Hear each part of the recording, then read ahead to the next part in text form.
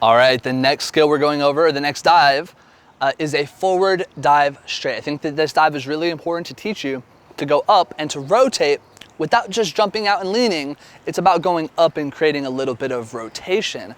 And this is really important for the harder dives because it teaches you how to keep your direction, but also to create some rotation off the board by somewhat tilting. So this is kind of your introduction to tilt, which you'll learn from Jeff Huber if you get into his book. And I'll probably teach you that at practice going forward. There's still a lot more to go over at practice. But right now we're gonna go over some of the basic skills that make up the forward dive straight. Remember, keep doing these skills and practicing these skills, remembering the cues and doing the preps until you're able to score at least a 7 or higher consistently on all these dives. And once you're able to score over 7 consistently, then we can go over some more details. But ultimately, these are the foundational principles that we need to go over. So the first one is the fly skill. So this is something, I made up a lot of this stuff. So just being able to feel your body kind of fly. So what I like to do is we'll stand, and I want you to practice this. You're gonna practice reaching up by getting the takeoff. So you can just do one, and then as soon as you take off, your feet, one foot is gonna scrape back, arms are gonna go to the side, chest is up, head is up. Then you're gonna rotate your body just a little bit forward, making sure that your body is straight, or at least this half of the body is straight. So the purpose of this is it helps simulate at least 75% of your body of how it's going to feel as you take off and as you scrape your heels backward off of the floor to push yourself up and over without jumping out. Okay, so practice the skill at least 10 times. You can do 5 on each leg, reaching up, flying, chest up, arms to the side, feet up, and ultimately just getting in that position. The second one is the Stomach Swan. So this is another position I made up. Ultimately, I didn't make this up, but this is something that I'm gonna have you do, where you're gonna lay on the stomach and arms are to the side, feet are pointed in together, and we're just kind of looking at the floor, just imagining how this is going to feel. This is the exact position that you should be in at the top of your dive. So if you actually get a video, record yourself, and find the point when you're at the peak of your dive, you should look exactly like this. And what most people look like is something like this.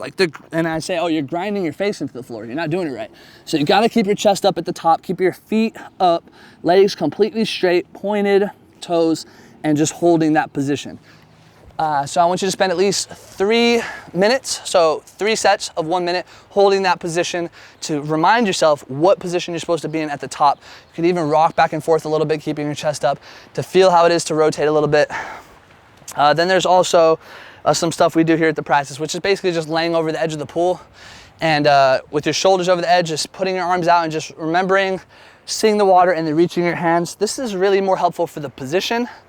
The one before, the Stomach Swan, is really helpful also to hold the position through the dive, because the most common mistake on this one is that a lot of people want to look for the water. It's like they're scared that there's some sharks in there or that the water is going to disappear.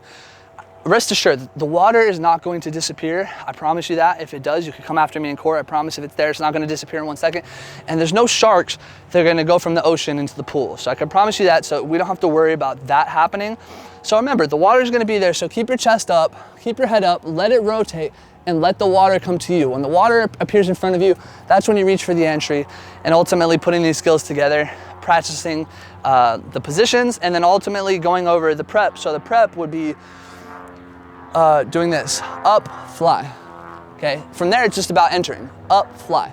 And then remember, the most important part of this is getting the takeoff and holding. So it helps if your hands are a little bit lower. I've noticed some people put their hands too far behind them or too high. Keep them nice and low, straight shoulder out, and then just remembering, I'm gonna go up, feet back, up and hold. So as I walk up the board, I'm remembering, okay, up and hold, up and hold. Get to the end of the board, up and hold, up and hold, up and hold. If you're still far, then you gotta remember, straight up, feet back. Scrape your toes, whatever you gotta do, because ultimately, if you wanna be in this distance, your feet are gonna have to jump this way for you to actually stay over the board, for you to enter at the proper distance. So creating the cues that are gonna fix the problem that you have is going to be the most important skill that you develop, and then just being able to take action on it. So practice these skills, practice what I told you to practice, and then again, remember at practice to make it happen, create the mental cues to take off and to fix whatever the main issues are. Make it simple and then make it happen.